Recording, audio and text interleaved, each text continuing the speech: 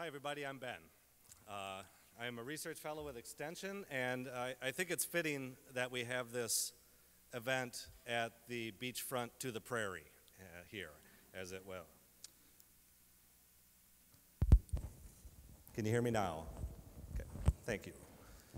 So really, I began the idea of rewriting the rural narrative a number of years ago. It really started, I would say, in graduate school even, when attending the University of Missouri in a rural sociology program, it seemed to be all about doom and gloom. It's about out-migration, it's about, our dying towns, we're losing our churches, we're losing our schools. And I really had to check myself as to whether this was the career I wanted to go into. But quickly I realized that our future wasn't so bleak. And I know this may be a little difficult to see, I think it's going to be easier on the side, but I follow headlines a lot. I have my RSS feed to capture a lot of rural Minnesota headlines and things. And when we look at how we describe ourselves, it could be in a very negative light. So people keep leaving rural Minnesota. Rural Minnesota is in trouble. Our rural populations continue to shrink. Small towns are playing a role in their own demise. I mean, there are many parts of this narrative that I think just needed to be enhanced at the time. But then I realized there were actually some books out there. It wasn't just headlines in the newspapers. There's books and entire websites and features that promote this kind of unique aspect of rural, which is the positive part of rural is couched in this larger picture of negativity. So if things happen, they're the exception. Like, I can't believe somebody moved back to our small town. I can't believe somebody started a business in our small town. And this starts to get to you after a while. I mean, I can only do so much following people around on blogs and trying to respond, saying, oh, by the way, there actually is some good news going on. That what if this were the rule and not the exception? So with that, really it is this type of deficit approach that we've had describing our small towns. And Roger McCannon, a former director of the Center for Small Towns, and I used to joke that we were a critical care facility at the Center for Small Towns. Like, in some way, we were there to help, just get the paddles going on our towns to get them reinvigorated. And as data started to subsume my life, and I was trained here at the University of Minnesota Morris in statistics, and I went to graduate school in rural sociology. So I know a lot of people hate data, but I love to present data, so hopefully the data we do provide you today will be in a consumable format. And I think I forgot to mention, but the subtitle for the presentation is Speak Softly and Carry Statistics. So we'll see how that goes here. So I don't want any more anecdata, and this is a new term you can bring home with you, and this is information which is presented as if it's based on serious research, but in fact it's just based on something that someone thinks is true. So I want to talk a little bit about the narrative, and this is going to be, I feel like I'm going to rush through this because I really want to encourage you to have time to discuss this at your tables and react to this, this is the substantive part of this conversation. So this narrative, this negative narrative and the deficit narrative, where does it come from? Who propagates it? How does the rural development industry utilize it? And I would consider all of us here part of that rural development industry. We work in and for and side by side small towns across this upper Midwest. And then how can we change it? And that's actually the much more difficult question. So as an educator, I always believe I have to do a history lesson in a sense, and I do want to look back at the past 100 years, and you may, some of you I know have seen parts of this presentation before, but there's going to be a lot of new stuff here, that there have been changes in our rural areas. The first half of the 20th century, we saw the rise of road systems, which was huge, the rise of automobiles, disconnected towns, where no town then was a one-stop shop anymore. You could easily go from one town to another. It wasn't the, full-day drive to Walnut Grove to get to Mankato to the hospital. It was much more interconnectedness within our small towns. Educational achievement, the GI Bill helped out to bring educational levels in rural areas and to rural folks to levels that we had never seen before. And there was a mechanization of agriculture at the time, and this dramatically reduced the population that lived in our rural areas, just from an employment base. I mean, that's a fact. So only 1 in 8 workers remain today that they did on the farmhands at the time. And we started to see a wave of church closings. And for me, this was the real marker of social change that showed us that there were some social infrastructures that needed to change that reflected the economic infrastructure of our small towns. So as our small towns became more secularized, people had varied religions at that time, And no longer was there just one large church in town. There were now multiple smaller churches. And at the time, the proclamations were, we're closing our church, our town is just going to die. I mean, literally, you can go back and look at the headlines. It was the same story. We see the story today, too. The changes in the second half of the 20th century were also not as positive. These are dramatic changes that occurred where we had Main Street restructurings. Again, the rise of transportation and interconnection systems didn't allow for every town to be successful. So you saw the rise of regional centers. We saw Alexandria, the Wilmer, the Montevideo in Minnesota, and this is true across all the states in the upper Midwest, that our main streets restructured. And especially in the latter half of this century, we started to see globalization take over. So there are really two factors. One is just the connections between the towns, but one is the impact that globalization had on our economic infrastructure and the ability for us to maintain economies of scale. We can't compete with a big box retailer. We can't compete in our small towns. So people, for cost and for price reasons, would go to other places. And this had a negative impact on our main streets and became a very visual aspect of our small towns. When you see a boarded up building, that has a visual impact on what you think is happening in your small town. School consolidations took over, especially in the 80s and 90s. It's kind of slowed now. Actually, our school enrollments have very much leveled off, and we expect increases at this point. So we've weathered that storm. But again, at the same time, you look at the headlines, and we're going to close our school. Our town is taking the right turn into the ditch. So what are we going to do to save our small town? Hospitals, clinics closed, and even today we're talking about post offices. That when, and literally, I mean, not to expound on this too much, but the idea that if something is going to close or something is going to move away from your town, that your town is going to die. There was a quote in a newspaper from northern Minnesota that talked about our post office is being considered to close, and it's the social hub of our community. Now, I don't know if that's true. I think there's some liberties taken to say that your post office is your social hub of your town. And so when you go in the afternoon to a small town, who are you going to meet? You're not going to meet the people that are working for a living. You're going to meet the people who probably are retired, maybe are having coffee together in the cafe / convenience store / hairstylist / car sales location. So there are challenges, and there aren't great things to say about some of the changes that we've witnessed across our rural areas. That's a fact. And we have this idyllic notion about what rural is. I mean, every day, I lived in Hancock for 12 years, and every day when I would drive up to Morris, there's corn and soybeans and corn and soybeans, corn and soybeans, and you think, this is an agricultural community. Don't let the visuals confuse you. The rural economy has not been dependent upon agriculture in over 25 years, in some places 40 years, well before I even began my studies. So people's experiences limit what they see, including my own. So at the time, you see this day after day, but the data kept telling me a different story. The data kept saying transfer payments make up $1 in $5 to your community. Entrepreneurship makes up 20% of your community. All of these aspects of small towns became challenged. So I'm here to say that we do want to talk about the changes that occurred in small towns, but we need to get away from the notion that if something is going to change in our small town, that it's going to die. If our church is closed and our schools closed and our hardware stores closed, show me all the dead towns.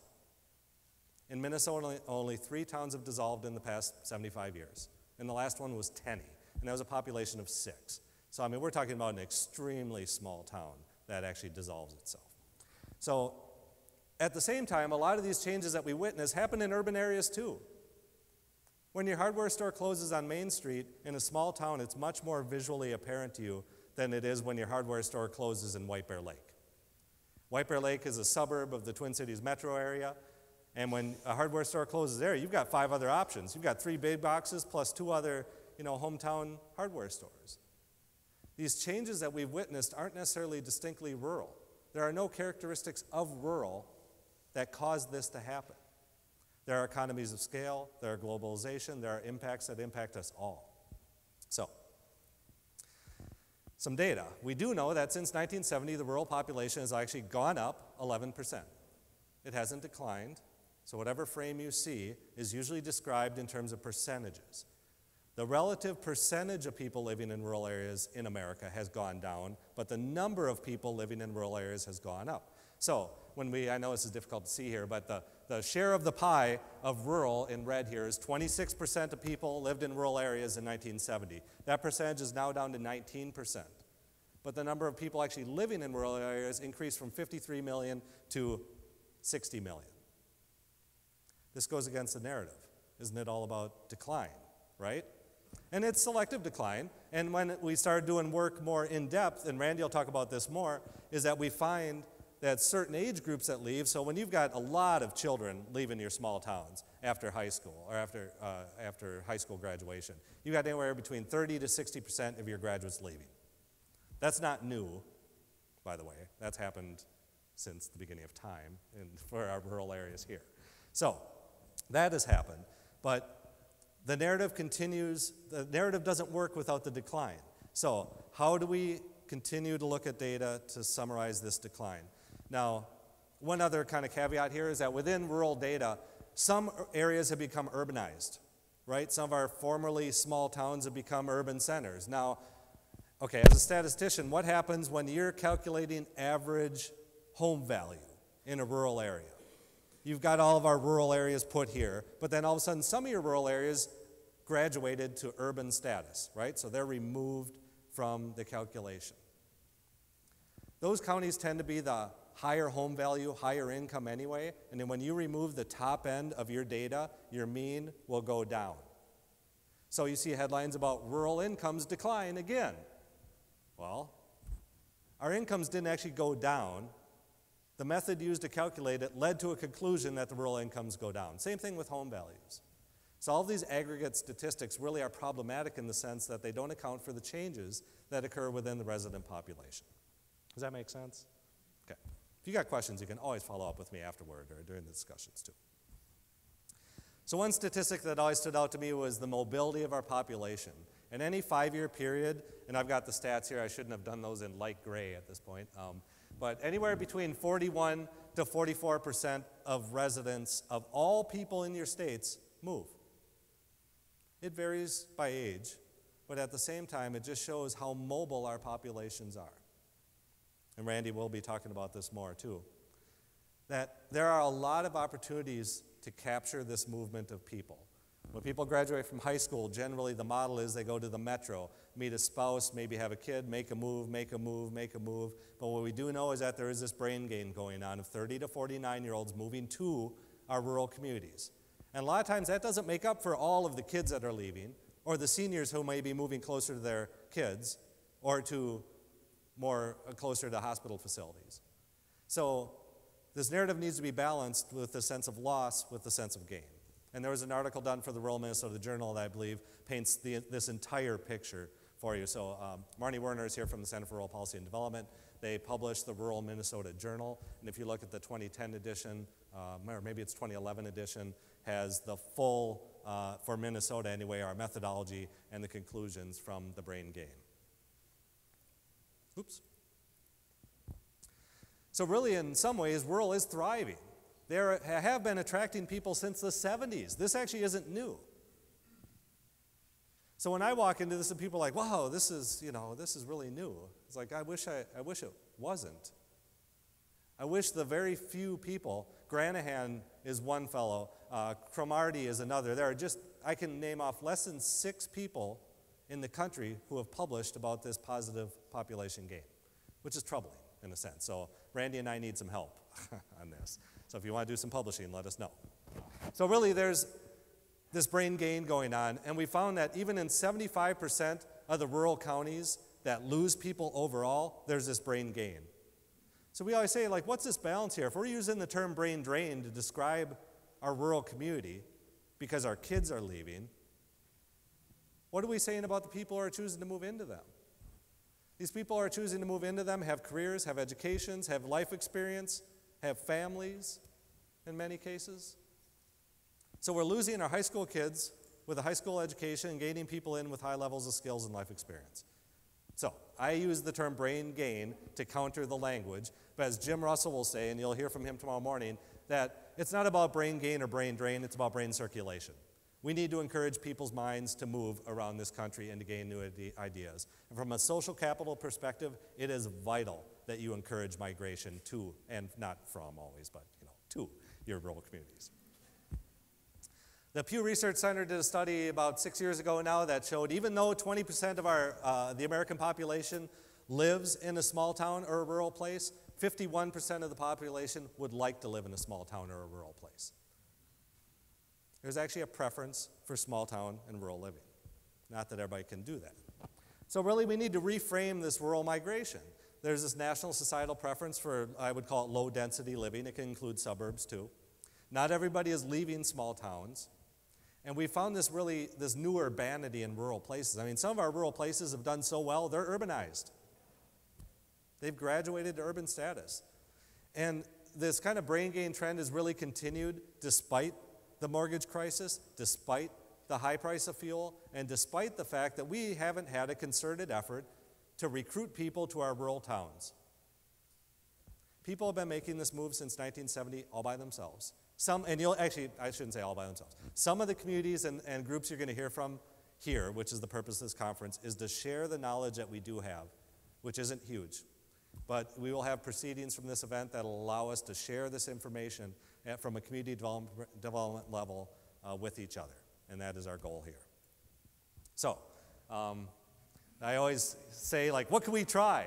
And you know, there's a Simpsons thing that says, we tried nothing and we're all out of ideas. Like, we need to try some things. And again, this hasn't had a real concerted effort behind it. So I'd like to talk about the difference between recruitment and retention. How are we doing on time? Good. Okay, so I'm cautious about time because I really want to get our discussion time in here. So I really want to differentiate for you the major differences I found in the research between recruitment and retention, because they aren't the same. Recruitment involves people in this model. It's not an industrial recruitment model. It's not get the big box, it's not get the big 200 employee company in here. It's about person by person, family by family, working to get people to our small towns. And you know, in small towns, little numbers mean big things. In the town of Hancock, 700 people. If you worked on bringing 7 people a year to your town, that's a 10% population increase every decade, which is pretty healthy. I think a lot of people would like that. One real limiting factor we've got there is housing. You've just got a limited housing stock in our small towns. So, recruitment involves people, and it's regional. When we started doing surveys and analysis of all these newcomers to our small towns, they didn't just look at one small town. They looked at anywhere between 3 to 5 in a 30 to 45 mile radius. So, we've heard this term, the middle of everywhere, and when Chancellor Johnson first got here, she used this term quite a bit, and I appreciate that. And I know there's a book on it that actually is not about what I thought it was. But it was about rural people live in the middle of everywhere. If I want to get to the metro, I can. But you live in one place, you work in another, you shop in another, you play in another. And there are radiuses of convenience around each of those. No small town is a one-stop shop anymore. So this I think is a challenge as we move forward to think about how we market our small places and how we describe what we've got. So you can spend all the time you want describing here's all the things our small town doesn't have, but once you put your region together, which, you know, I don't want to eat at the same restaurant in my small town every week. I want to drive to Benson. I want to go to Wilmer. I want to try something different. So rural people just really don't mind driving just as much as urban people don't, only ours isn't behind others, you know, for miles at a time. So that is the recruitment side, regional, people-based. The retention side involves places. This is where places matter the most, because if people are not socially integrated into their community, and Randy will talk, we talked about the rural survival skills. I know University of Minnesota, or University of Missouri Extension offered at one point, and I don't know if they still do, a number of years ago, like an introduction to rural living. Like, I'm surprised you had to do that, but you actually have to do that, I think, in some ways. So it's really about involving these newcomers socially and economically. And one surprising finding we had was that these newcomers weren't always using their job skills or their experiences that they had in their previous life. So when they got here, they took a job, and a lot of these newcomers actually didn't even have jobs when they moved. They made the move, found a job, and the predominant reasons were quality of life issues. But there's an opportunity here because these people have what are now secondary skills, because they were their primary skills, and now they're secondary skills, that can be tapped into. And how do we build clusters of activity around not just the skills that these newcomers have, but the connections that these newcomers have to maybe urban businesses, that allow them to telecommute. With broadband initiatives that we've gotten, we're actually pretty lucky in this state to have the support we do. For example, and we don't want to paint broad brushes here in terms of what we do and don't have, and I'll talk about that in just a minute. But there are opportunities here, and I worked with Dawn Hegland at the RDC, and Dawn, could you stand up for just a second, please? Dawn works at the RDC, the Regional Development Commission, sorry, not everybody's from Minnesota here, RDC in Appleton, Minnesota, and is really one of the pioneers that I worked with in doing research on newcomers. She is the reason, her organization, all of her partner organizations are the reason why this research base even exists. We tried to do what we could for a number of years, but there aren't a lot of resources out there to help efforts, and I'm going to touch back on that in a second. But they're actually doing a breakout group, so if you get a chance, you could hear some really great things out of that about great lessons learned. So, thanks, Dawn. But I think traditional marketing struggles with this. We actually hired a marketer for our recruitment effort, and they struggled with this. How do you market to an age profile? There were marketing people hated this because there's no like, oh, it's people who live in this zip code and get Field and Stream magazine, and it was all across the board. There was no general profile aside from age, 30 to 49. So, as we talk about migration, this for me opens the door to talking about the broader narrative. What narrative are we using to describe our rural communities? There's really a lot of different reasons that people move to their small towns. So once you've, like you say, when you've been to one small town, you've been to one small town. When you met one newcomer, you met one newcomer. And I know we're going to have a newcomer panel. We're going to say, we like to say is representative of newcomers, but they're representative of their experiences. So we'll share that with you after our breakouts here.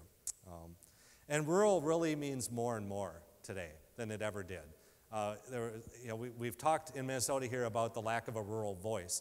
And Joyce Holting, I know, is here somewhere, right here. And there's going to be a session on the rural network study that was done. So there was an idea that there was no rural voice.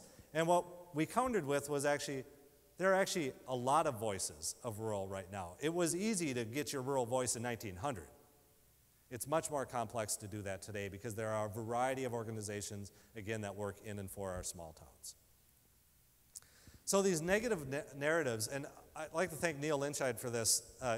He's a really good economic development specialist within Extension and Community Vitality where I work, and he brings up the idea that if you were the producer of a product or a service, would you let that product or service be talked about the way our small towns get talked about?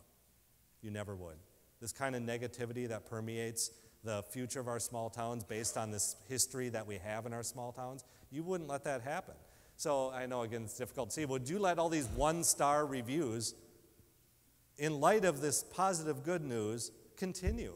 You would want to actually counter this narrative.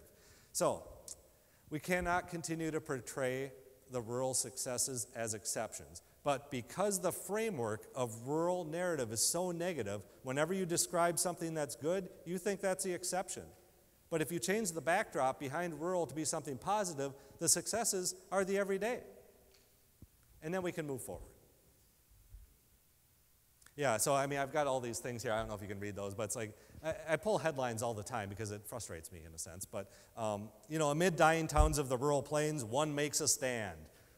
This makes a good story, right? There's the one out there like surviving, and it's a survival story, and it's the one doing the work, or somehow they've got the magic key, So then what did they do? And you try to replicate that. Well, again, you've been to one small town, you've been to one small town.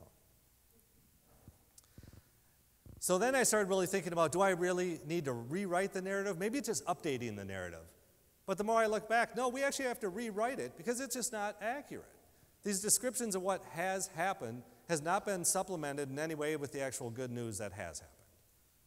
So this becomes problematic for the headlines. So here's a headline that says, rural populations continue to shrink, right? Even though we know rural populations have gone up since 1970. And even in the context of the first paragraph, so as a side note here, the rural population went down for the first time in 24 years. Just in this last decennial, or American Community Survey, which is problematic in itself. ACS data estimate, the rural population went down for the first time. But look at the headline, rural populations continue to shrink. And then right in that says, this is the first time such a population decline has been recorded. This is the problem using a negative narrative, is that you can't fill it in and be accurate anymore.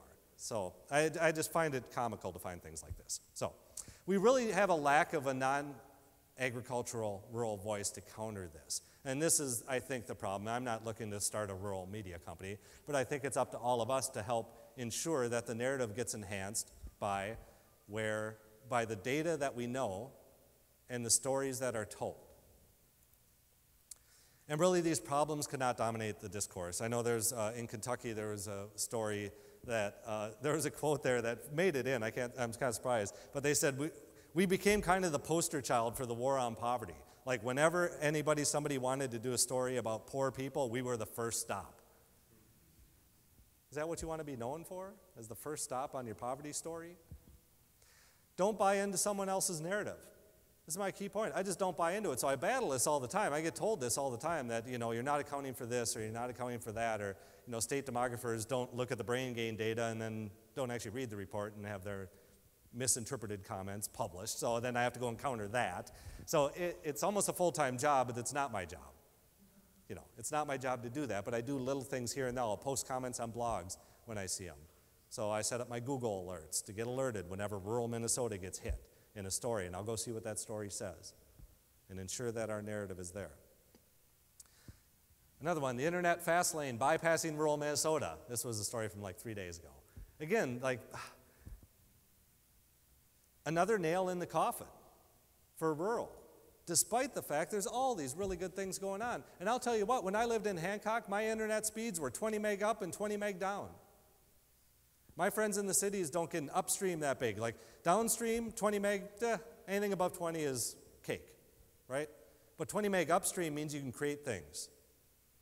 If you don't know about upstream, that means how much data you can push up to the internet. 20 meg down is how much you can consume. It's like your Netflix and all that kind of stuff. You're consuming things. But 20 meg up means you can create things.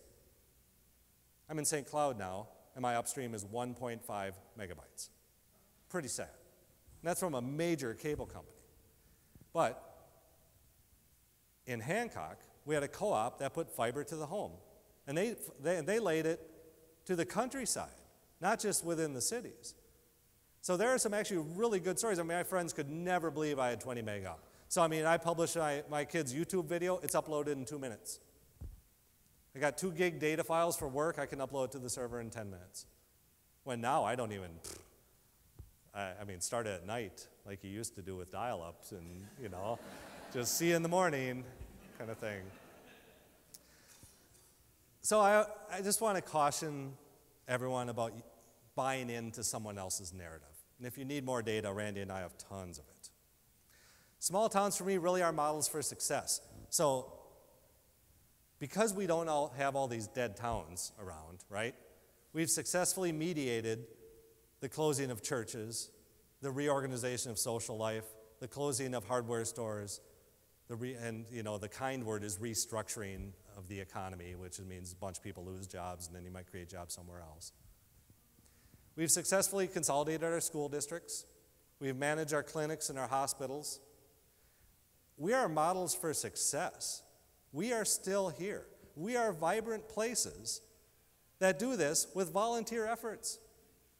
We don't have paid staffs necessarily to do all of this. We can hire some really great people to do good work for our cities, but we still have volunteers that run the show. So we need more research on who is really staying in our small towns. So we know the people are coming. We don't really understand all of the motivations there. There's a lot of push factors that push people away from where they are. There's pull factors to certain places. But even in the research that we did on these newcomers, it's not all people that just returned to their small towns. Just a third of the people moving to a small town had a previous connection to it. It was things like, oh, I used to go to Bible camp up at Alexandria. Well, how are you going to market to that? Like, I mean, really? So people do have this preference.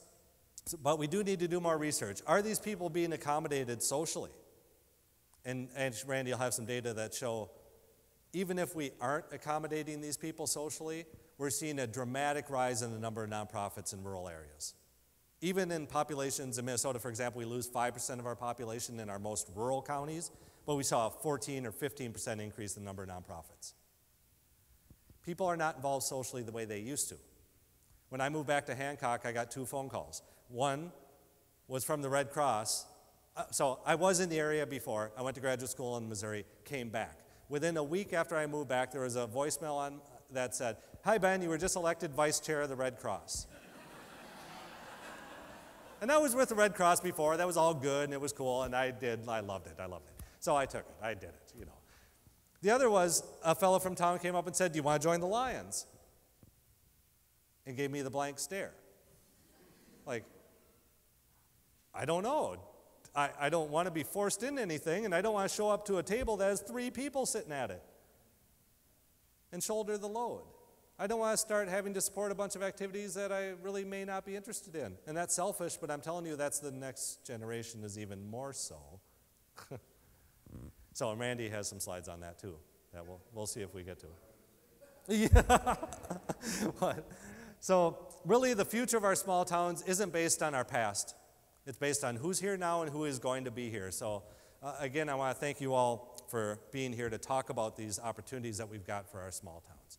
So immigration and the rise of regional centers. There's some really interesting dynamics going on in terms of the migration rate has slowed, but the birth rate sure has not for the immigrant populations. We got a baby boomer retention possibility here. So the number of baby boomers retiring has really just started.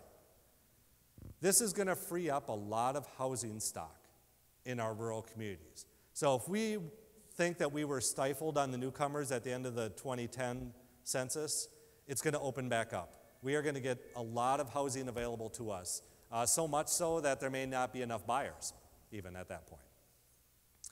The demand for senior housing preferences. It's not about building assisted living facilities. That's not what your town needs to retain people that retire.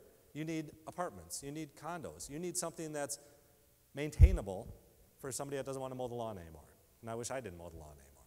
So, transfer payments. These are the dollars that come from retirement, and they make up right now $1 in $5 on average in our rural counties come from transfer payments. This isn't, so if you have a funnel where all the dollars that people make coming into your county, 1 in 5 come from transfer payments. Not from your employers, not from your non-employers, just from people in retirement. So these are dollars that are only going to get bigger in the next 15 years and are a huge opportunity missed if you do not find your housing alternatives. The millennials, this is really a crossroads. We want to be a home for the millennials. Right now it's very troubling though the millennials don't have home ownership values. I mean, we're off a good 10 to 15% on home ownership values. Migration rates are low because they're living with parents. High student debt. It's a troubling situation. Rural areas can be a solution for them. So there are some opportunities here as well. And just as much as back the writers in the 70s following the boom of rural migration in the 70s thought, you know, Gen Xers probably won't want to live in rural areas, and they did. So generation after generation has had this preference for low density living. So there's a bunch of links I've got here, and this is more for, you'll get the PowerPoint after in a big symposium kind of proceedings area on the website. Here's some links of examples of studies that were done or groups that are doing work on recruitment efforts.